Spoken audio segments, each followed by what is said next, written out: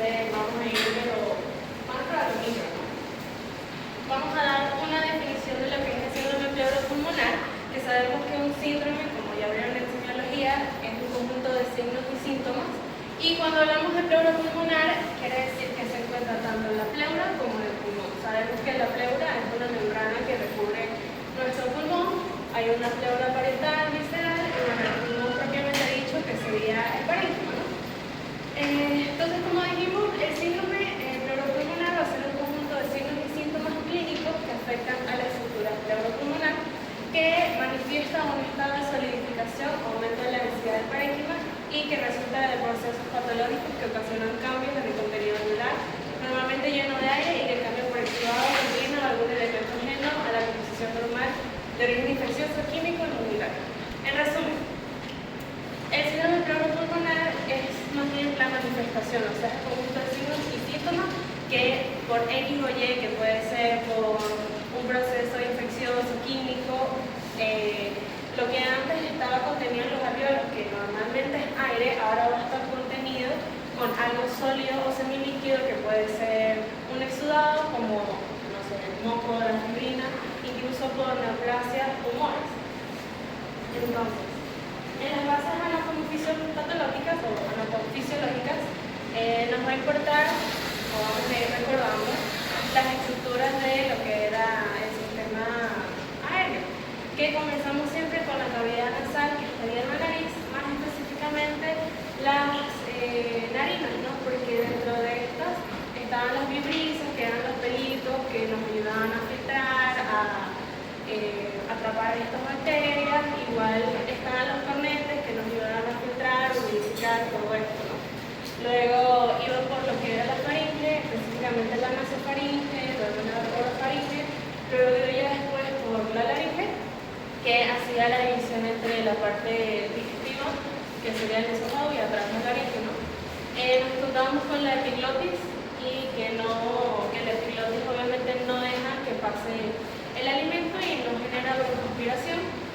Y luego pasamos por la tráquea, bajando, llegamos a la carina, que sería la división después de los bronquios. Tenemos los bronquios de primer, segundo y tercer orden. Y luego llegamos a los bronquioles terminales, para luego ya estar en los conductos alveolares, los sacos alveolares y los alveolos, ¿no? Que era muy importante los alveolos porque ahí es donde se hacía la hematosis, que era el intercambio gaseoso.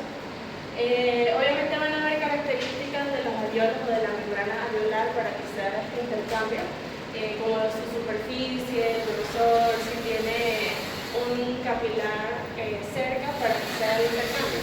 Esto más adelante va a ser importante porque dentro de las bases está la ventilación y está la perfusión, y hay una relación ventilación-perfusión que va a ser muy importante. Dentro de la anatomía igual están diferentes conductos que nos ayudan a la respiración contralateral, que serían los poros de Martin, los poros de Lambert y los poros de Koch. Esto la doctora a veces lo pregunta. Estos, por ejemplo, los poros de Martin están entre un bronquio a otro bronquio. Los poros de Lambert es el conducto de un bronquiolo a un alveolo, y los poros de Koch son de un alveolo a otro alveolo.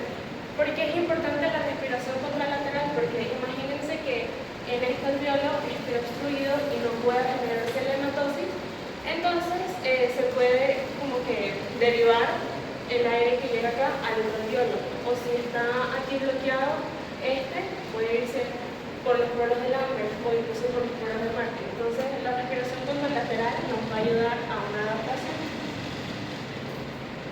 Luego lo que les estaba hablando de la ventilación, la perfusión. Hablando propiamente de la ventilación, sabemos que consiste en la inspiración y la expiración. La inspiración es un proceso activo porque necesitamos la estimulación de los músculos respiratorios, que sabemos que entre ellos es el más importante el diafragma, los músculos intercostales y en situaciones patológicas los músculos accesorios. Y ya luego sería la expiración, que es un proceso pasivo, porque simplemente es la relajación de los músculos para que disminuya el volumen de la caja torácica y suceda la salida del dióxido de carbono. Aquí en la ventilación está la ley de Boyle-Marriott, que es muy importante el tema de la respiración, incluso de la ventilación mecánica, porque esta dice que la presión de un gas es inversamente proporcional a su volumen. Es decir, si tenemos la caja torácica, que tiene un volumen dado, y cuando inspiramos, se agranda, ¿no?, de volumen. Entonces, como al ser más grande, dice que es inversamente la presión, entonces al ser más grande, la presión va a ser menor, va a ser negativa. Al ser negativa, lo que quiere decir es que nos va a ayudar a absorber o a que entre más aire, o sea, como a chupar. Eso es lo que es una presión negativa. Entonces, ¿se entiende por ahí? Que al haber mayor volumen, va a haber menor presión de gas y por ende va a ser negativa. Y lo contrario sería cuando hay una expiración, que el volumen de la caja es más pequeño, entonces hay una mayor presión y es más positivo y puede salir el aire. Eso sí. Y entre partes importantes estarían los volúmenes y capacidades pulmonares, que estas cobran importancia en el diagnóstico de algunas enfermedades crónicas como la EPOC, que sería la enfermedad pulmonar obstructiva crónica, porque las vamos a diagnosticar en las espirometrías.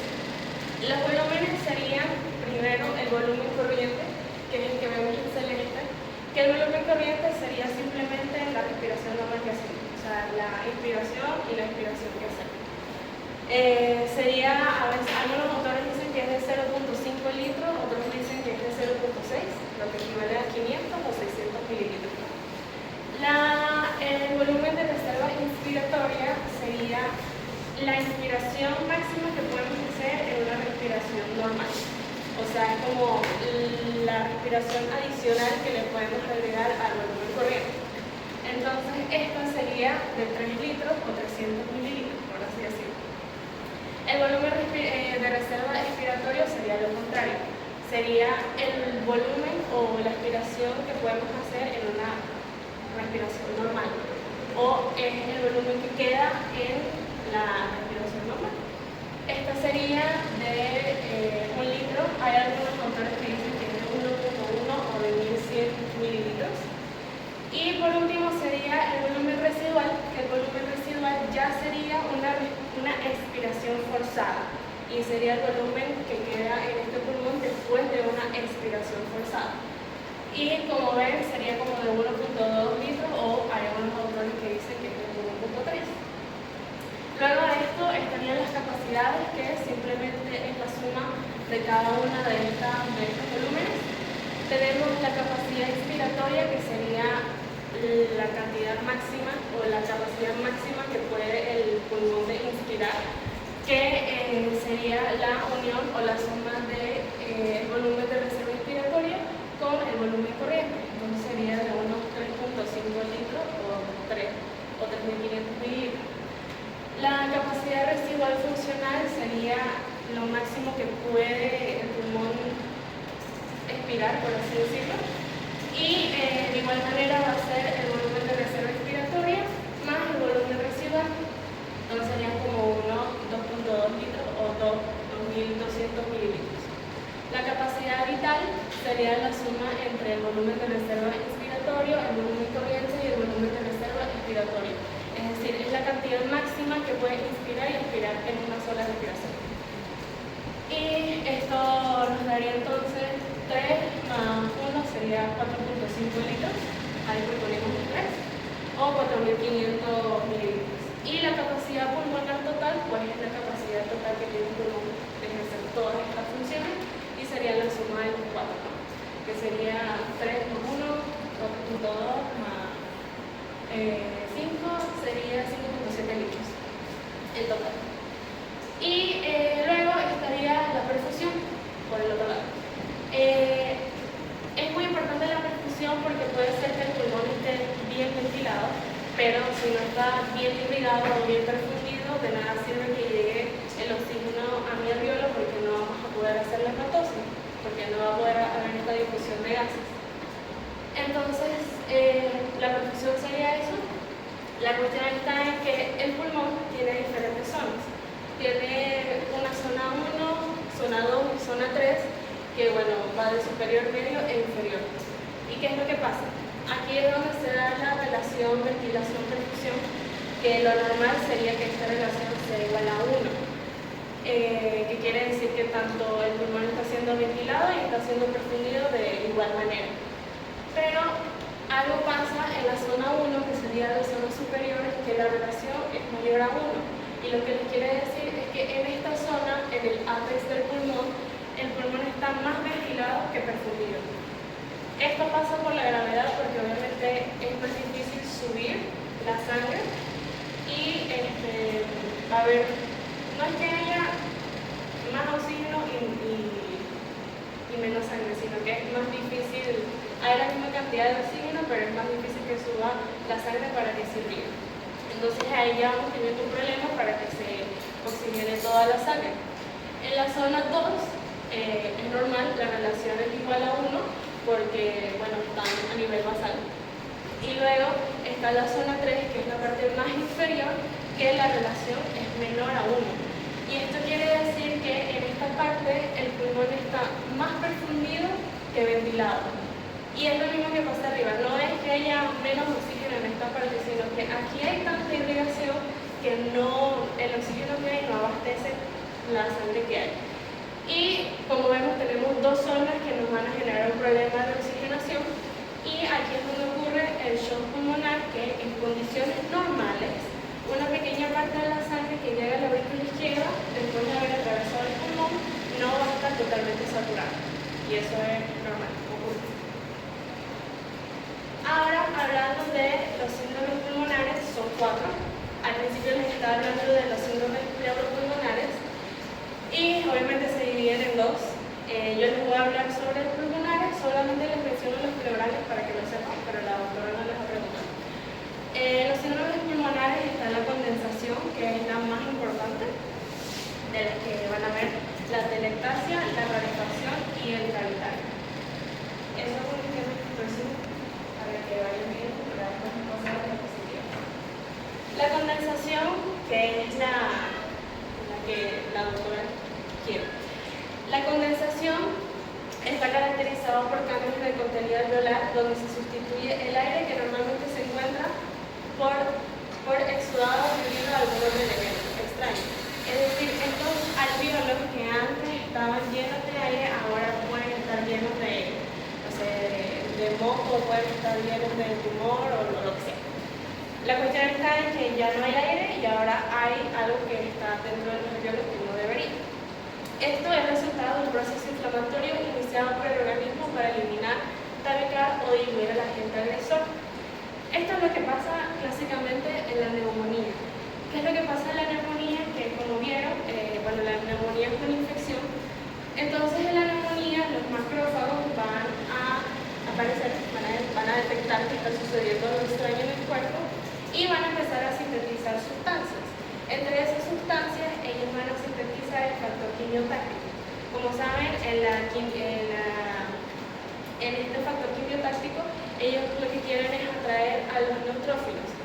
Además de atraer a los neutrófilos, van a atraer a citocinas, que luego todos, entre los neutrófilos y las citocinas, van a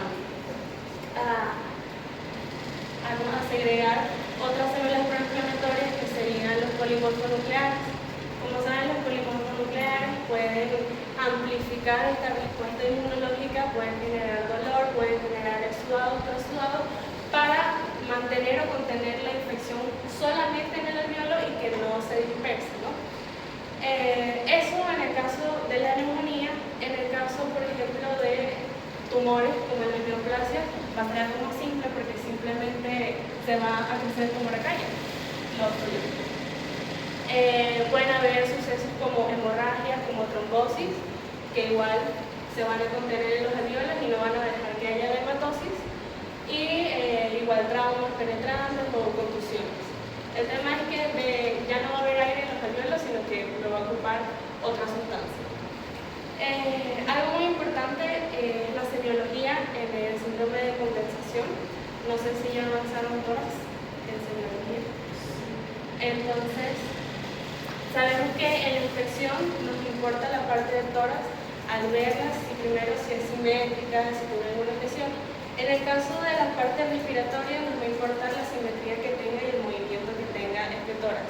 Entonces en la infección el movimiento va a estar disminuido del lado afectado porque simplemente no puede hacer ese proceso de la respiración.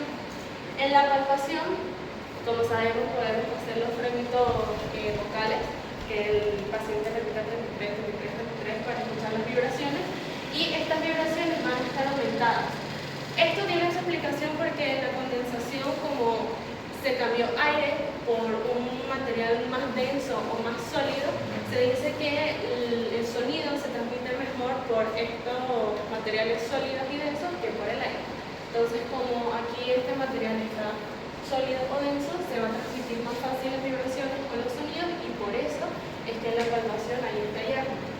La percusión es mate o sin mate, porque ya saben que la percusión del pulmón debería ser del timpanismo, debería ser sonora, y en cambio en la condensación va a ser al contrario, porque al ser timpánico es porque hay aire, y si ahora está mate o sin mate es porque ahora el contenido no es aire, sino que es algo más denso. Por ejemplo, cuando tocamos el hígado es más denso, por así decirlo. Nos va a dar ese hallazgo. En la ocultación hay un aumento de los ruidos respiratorios, por lo mismo, porque en el contexto de los materiales sólidos o densos se transmite más el sonido. El soplo tubario, no sé si lo han escuchado, yo les puse un video, pero no sé si se ha escuchado.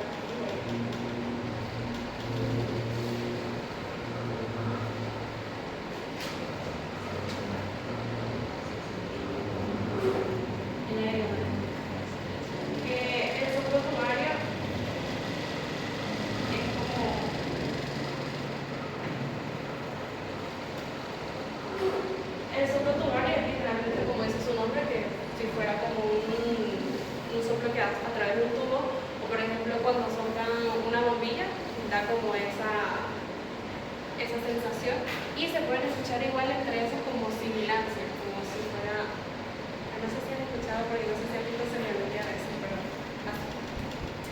Los interruptores alveolares, que igual serían como burbujeantes, la pectoniloquia, que quiere decir que todo sonido se va a escuchar más fuerte por esta parte de la condensación, y extractores crepitantes, que igual les puse para que escucharan, porque ellos sí se han escuchado.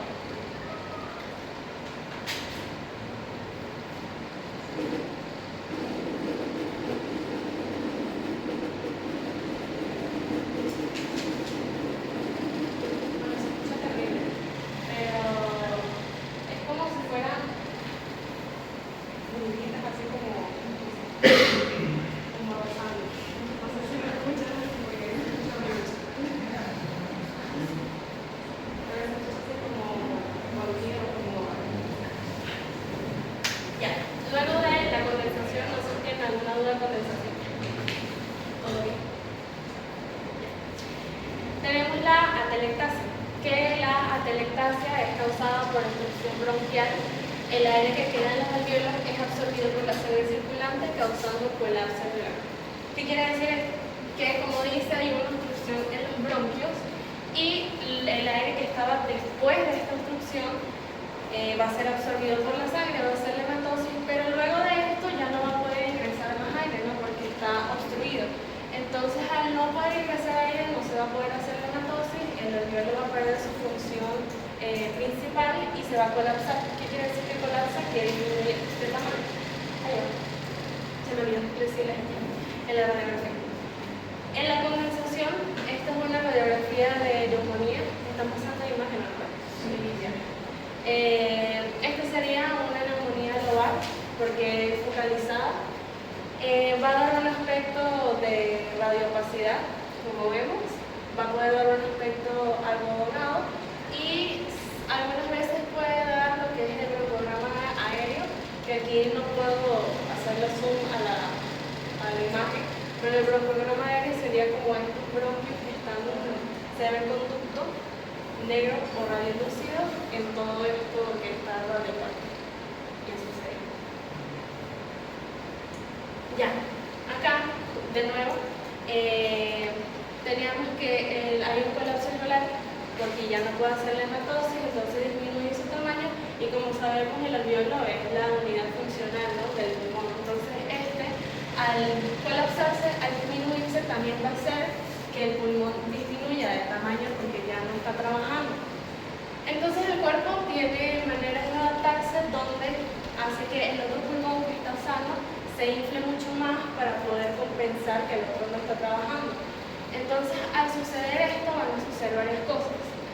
Al estar más pequeño, porque ya no puede hacer la hematosis, todas las estructuras que están alrededor se van a ir acomodando en este lado, y además porque este pulmón que está hiperinsuflado va a empujar todo al lado que está afectado.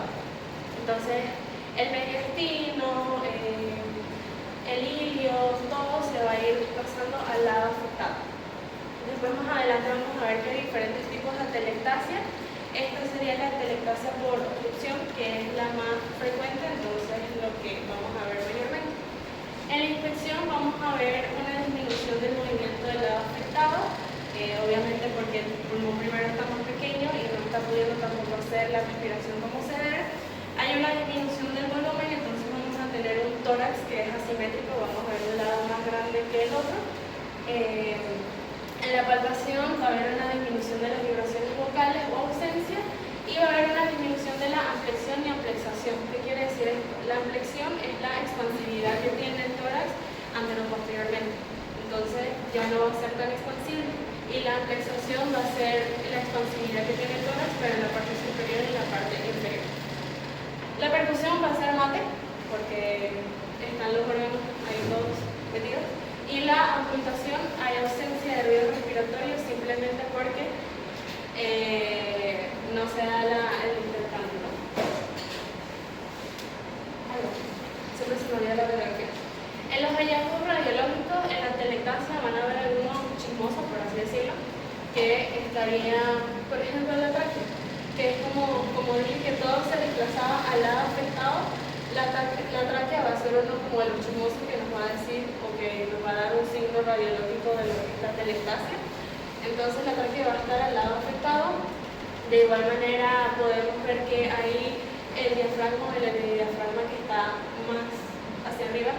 Aquí obviamente no se puede ver porque otro hallazgo sería la radiopacidad, porque ya no hay un pulmón tan grande que esté lleno de aire como sería acá, que está rollo lúcido, ¿no? Entonces estos serían los hallazgos radiológicos. Luego estaría la cavitación, que es causada por destrucción del parénquima bronquial y formación de una cavidad. Esto lo podemos ver, por ejemplo, en los abscesos pulmonares, en las tuberculosis, porque las tuberculosis generan igual cavitaciones, en las bulas, que son como ampollas, por así decirlo. Y todos estos sucesos se pueden ver en la exploración física. Si estas cavitaciones son más de 5 centímetros, son superficiales, tienen bordes definidos y tienen presencia de sudado o algún líquido dentro de ellos, o alguna sustancia dentro de ellos, ¿no? Entonces, esto tiene diferentes etiologías. Esto simplemente, como es un síndrome, va a ser como las representaciones de la sintomatología. En la inspección va a haber una disminución del movimiento del lado afectado. Si ven, la mayoría, bueno, o todas tienen disminución del movimiento del lado afectado, porque simplemente no pueden hacer la respiración o su función bien.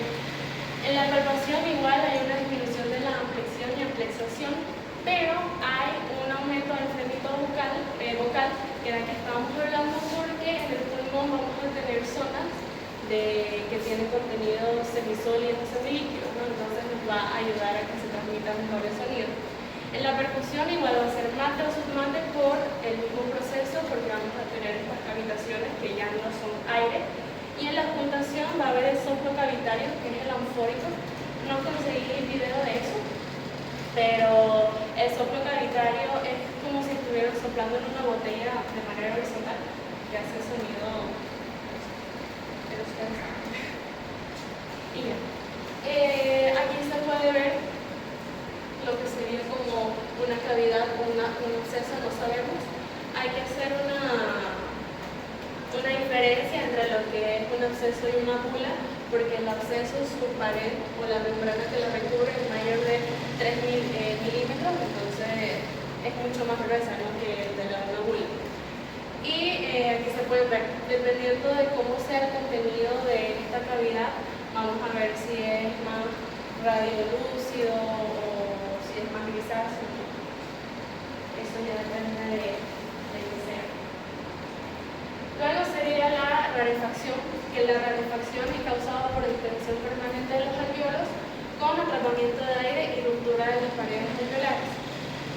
Como dije, todos estos síndromes son por multicausal, va a depender de si es algo genético, si es algo inflamatorio o algo infeccioso, pero por ejemplo, por cualquier causa va a ser, incluso por el tabaco, va a ser que los alvéolos se distiendan y al distenderse permanentemente van a hacer que sus paredes sean más frágiles. Entonces en algún momento ellos se van a romper y pueden generar como alvéolos más grandes y que estén todos unidos y van a generar que haya un atrapamiento de aire y no tanto que haya la hematosis. Entonces, como no hay una respiración, no hay una hematosis normal, el paciente va a tratar de compensar esto tratando de respirar mucho más y va a inflar mucho más su tórax, entonces nos va a generar lo que es el tórax en tónel, que sería así, que el paciente se va a ver con el tórax súper así ancho. Ejemplos de esto sería el enfisema pulmonar o tórax en tónel, que el enfisema pulmonar es literalmente la definición de arriba, que sería la distensión de los alvéolos, que luego tiene una ruptura y un atrapamiento de aire. En la inspección vamos a ver aumento de volumen porque, como dije, el pulmón va a tratar de compensar y va a hacer que se infle mucho más para poder hacer que entre más aire, porque el cuerpo simplemente no está sensando que está entrando oxígeno. Las costillas están horizontalizadas por el tema de que los pulmones están más grandes y el tórax en tónel. La palpación, las vibraciones vocales van a estar disminuidas por el mismo principio de que habíamos dicho que el aire no es buen conductor de sonido, entonces si hay mucho más aire atrapado no se va a transmitir mejor el sonido. Los movimientos van a estar limitados de 1 a 2 centímetros, es decir, la inspiración y la expiración va a estar limitada y va a haber una disminución de la flexación y amflexión, lo mismo por la expansibilidad que ya viene sostenida. La percusión va a haber una hipersonoridad, por lo mismo, porque hay mucho más aire. Está lo que es la línea de Maury-Quant descendida, que esta línea es como la diferencia que hay entre el diafragma y la parte lumbar de acá atrás. Entonces, si está más descendida, lo que nos quiere decir es que los pulmones están aumentados de volumen y están más abajo.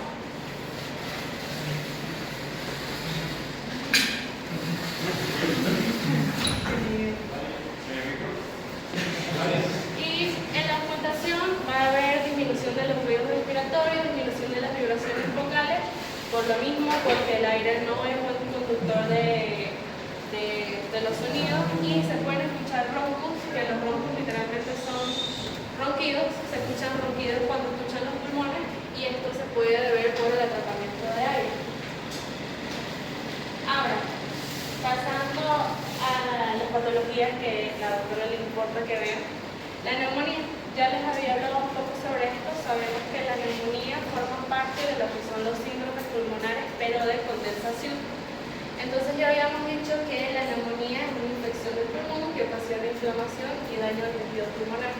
Tiene diferentes vías de transmisión que pueden ser la inhalación de la bacteria, puede ser por vía hematógena, puede ser por aspiración, porque nosotros normalmente en la orofaringe tenemos diferentes tipos de bacterias, pero la orofaringe y la nasofaringe, pero por efectos de las fibrisas, por el tipo de epitelio que tenemos, podemos combatir estas bacterias, pero hay veces que no es así y las aspiramos y se produce la infección.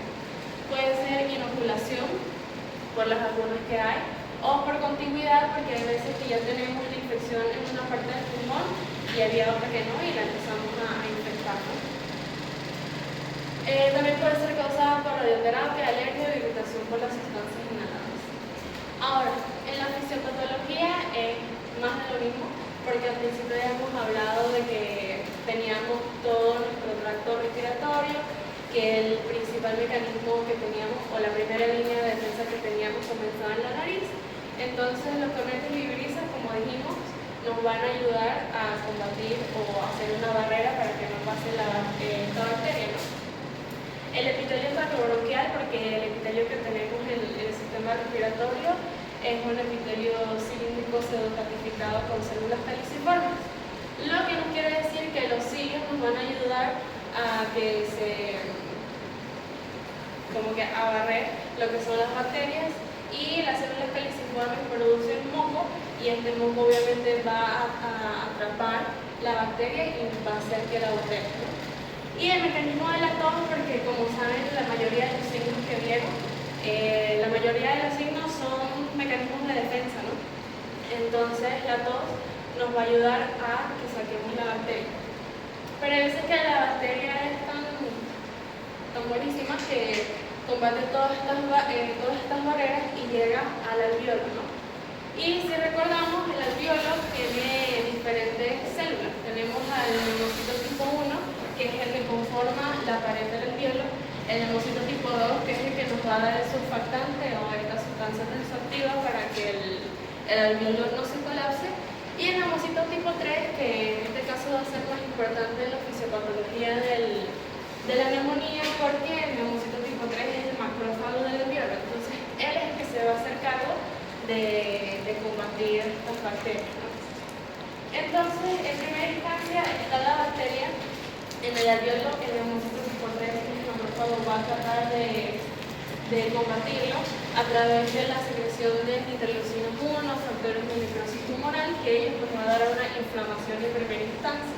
Y luego va a venir la interleucina 8, factor estimulante de colonias, que ellos nos van a dar una fuga alveolo-capilar. Entonces primero se va a generar una inflamación, se van a traer todas estas proteínas proinflamatorias para poder combatir, pero a medida que van pasando la historia natural de la enfermedad o de esta neumonía, se va a dar la quimiotaxis y va a salir los neutrófilos, de ahí va a haber una fuga alveolo-capilar, que sería la fuga de más proteínas, de más eritrocitos, y a medida que van pasando los días, si el paciente tiene una buena respuesta, va a haber una resolución y puede quedar simplemente contenido mucopurulento, y ya después se cura, ¿no?, con el tratamiento médico. Y estaría la histopatología de la neumonía, que es literalmente lo que acabo de decir, pero esto de igual manera describe la fisiopatología, que esto se lo preguntan mucho, de cuáles son las etapas de la neumonía, que sería igual la fisiopatología. En el primer día o segundo día que se da la infección, hay una congestión de edema, porque primero hay un exudado proteico, hay bacterias en los alveolos, entonces todo se va acumulando en este alveolo. Luego en el día 3 o en el día 4 hay una hepatización roja, que se le dice así porque este es el momento de la fuga alveolo-capilar que les estaba comentando. Va a haber una fuga de los eritrocitos hacia los alveolos, que le va a dar la coloración que ven acá, que es medio roja o medio vino, que da como la apariencia del hígado, por eso le dicen hepatización. De igual manera, en este contexto van a venir los leucocitos, se van a infiltrar más bacterias y todo va a ir cruzando naturalmente la historia de la enfermedad. Luego está la hepatización gris del día 5 al día 7, que ya ahí no hay nuevos eritrocitos, por eso se le dice que es gris, porque estos eritrocitos van a sufrir una lisis y una degradación, porque como el cuerpo está en una inflamación, está en un estado de desequilibrio, van a ser muy inestables y van a romperse, van a infiltrarse más neutrófilos y ya no van a haber bacterias, porque se está tratando de combatir toda esta infección.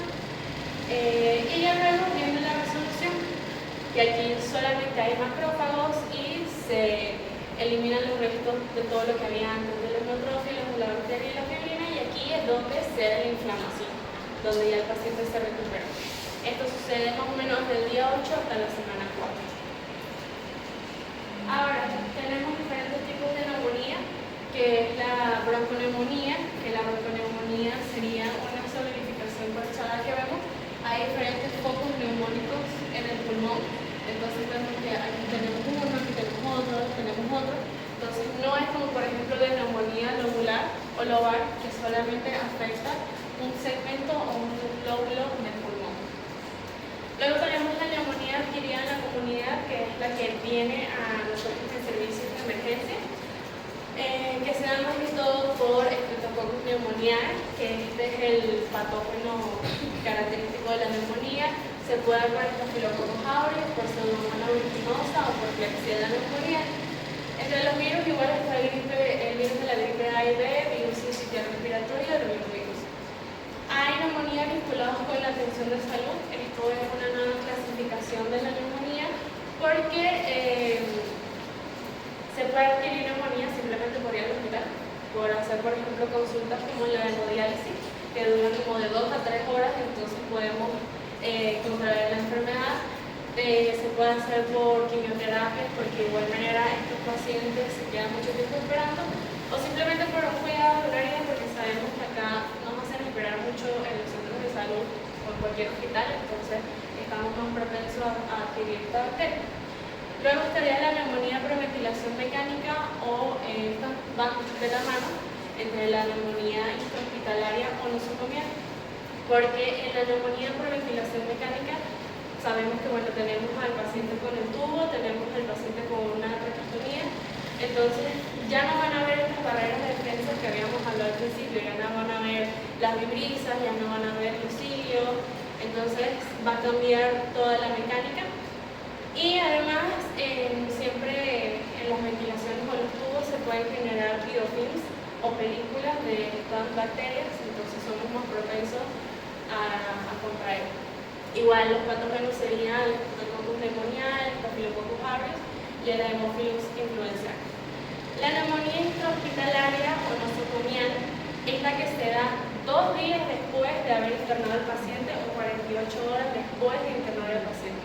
Esto lo tienen que tener claro porque no es que mi paciente ya lo interno y después de las 4 horas tiene síndrome respiratorio y decimos, una neumonía intrahospitalaria. No, o sea, la vamos a clasificar en neumonía intrahospitalaria cuando pasa 2 días después o 48 horas después de que el paciente fue internado. Obviamente en el hospital tenemos bacterias más resistentes, que estaría la Pseudomonas aeruginosa, la Acinetobacter, la Klebsiella, la Enterobacter y la Escherichia coli. Y las manifestaciones clínicas es la que les había dado al principio.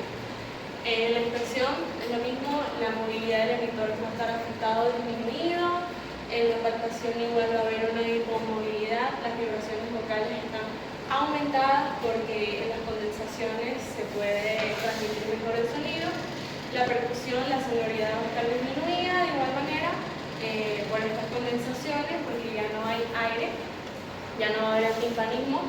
La ocultación, los ruidos respiratorios se van a escuchar en mayor intensidad. Está el soplo tubario que lo vamos a escuchar, que es como si estuvieran soplando en un tubo o en una bombilla. La transmisión de la voz se oculta con mayor intensidad y los fenómenos agregados, igual que los estertores, pueden estar el frote pleural, que el frote pleural se escucha como si estuvieran frotando su cabello y es el sonido que escuchan. Y esa sería la manifestación. Esto la doctora se los agregó en la diapositiva de los criterios para ingresar a un IVA UCI de una neumonía adquirida en la comunidad. Entre los criterios mayores tenemos que el paciente se encuentra en un shock séptico o necesita vasopresores o necesita una ventilación mecánica. Y en los criterios menores tenemos que un paciente que esté en un estado confuso, que tenga una temperatura menor de 36, una hipotensión que requiera la resucitación por fluidos, respiraciones mayores de 30 respiraciones por minuto. Esto de la presión arterial de oxígeno o la FiO2, que la FiO2 es la fracción inspiratoria de oxígeno, que es el oxígeno que va a necesitar el paciente cuando está en ventilación mecánica. Entonces, esto no creo que se lo dé porque ya es algo más técnico. Y que tenga una leucopenia o una trombocitopenia, que el PUM esté mayor a 20, es decir, ya tenga una falla renal y tenga infiltrados multilobulares. Entonces aquí dice que tenemos una neumonía adquirida en la comunidad severa si hay un criterio mayor o hay más de 3 criterios menores para ingresarlo a UCI. Y por último tenemos la telestasia, que de igual manera se lo que ya habíamos dado, que la atelectasia es la expansión incompleta de los pulmones en el caso de que sea neonatal, es decir, el pulmón no se desarrolló bien, o colapso de un pulmón previamente insuflado, es decir, un pulmón normal, que estaba funcionando normal, pero que por diferentes mecanismos se obstruyó y ahora está de menor tamaño. Tenemos la atelectasia por obstrucción, que es la que les había dado, es la más importante o la que más se puede dar. Están las obstrucciones intrínsecas, es decir, las que ocurren propiamente en el alveolo o en el pulmón, y las obstrucciones extrínsecas que ocurren alrededor del pulmón o fuera de este, ¿no? Entonces, entre las intrínsecas podemos tener un cuerpo extraño, la tuberculosis, secreciones como el moco, fibrosis quística, que son quistes, abscesos pulmonares, pueden incluso ser operatorios de cirugías de tórax o neumonía. Y las obstrucciones extrínsecas tenemos adenopatías, malformaciones vasculares, tumores o malformaciones congénitas. Luego tenemos las atelectasias por compresión, que es algo que nos va a estar comprimiendo el pulmón, entonces nos va a estar quitando volumen en nuestro pulmón. Puede ser un hemotórax, es decir, la cavidad torácica se llena de aire, derrame pleural, hay un líquido dentro de las pleuras y tumores intratorácicos. La atelectasia por contracción o por cicatrización, apenas nos dicen de esto tenemos que pensar en fibrosis pulmonar, que sería como una cicatrización de todo el pulmón. Y la atelectasia adhesiva, que se da por síndrome de dificultad respiratoria tipo 1 y tipo 2. Bueno, entre las más importantes tenemos estas tres: la compresiva, la obstructiva y la de contracción o cicatrización. La compresiva es la que les había dado, que simplemente puede haber una obstrucción en un bronquio, entonces el pulmón se va a hacer más pequeño, va a haber el otro pulmón sano que va a estar hiperinsuflado para compensar. Entonces el mediastino se desplaza alejándose del pulmón afectado. El obstructivo. El mediastino se desplaza acercándose al pulmón afectado, por lo que les había dicho. En el compresivo, ¿qué es lo que va a pasar? Por ejemplo, si tenemos un derrame pleural, aquí se borró el ángulo costodiafragmático, hay un derrame pleural, entonces este derrame va a comprimir el pulmón en la caja torácica, por eso es que se le llama compresivo. O si por ejemplo hay un neumotórax, el aire va a comprimir el pulmón dentro de la caja torácica, entonces al comprimir, al quitar espacio, va a empujarlo hacia el otro lado, entonces el mediastino se va a desplazar alejándose del pulmón afectado. Entonces va a estar del otro lado todos los órganos, el hígado, el mediastino. Y la de contracción o la adhesiva, es importante decir que es un proceso irreversible. Estos dos son reversibles porque una obstrucción por un cuerpo extraño lo puedes quitar, un tumor lo puedes quitar, o sea, todo esto lo podrías quitar. El compresivo porque un neumotórax se puede arreglar, un derrame pleural se puede drenar de igual manera, pero en la contracción, que es un proceso de cicatrización, que es la fibrosis ya del pulmón, eso no se puede arreglar. Entonces el pulmón se va a cicatrizar, se va a hacer más pequeño, va a perder su función y entonces se impide la expansión completa del pulmón, y aquí es donde vemos que aquí estaría el pulmón sano, totalmente lleno de aire, y aquí vemos como la parte de la caja torácica más pequeña, lo vemos ya con una radiopacidez porque todo el pulmón ya solidificado. Bueno, eso sería lo que yo utilicé para hacer la clase. Esos videos me ayudaron a recordar y si quieren los pueden ver de igual manera.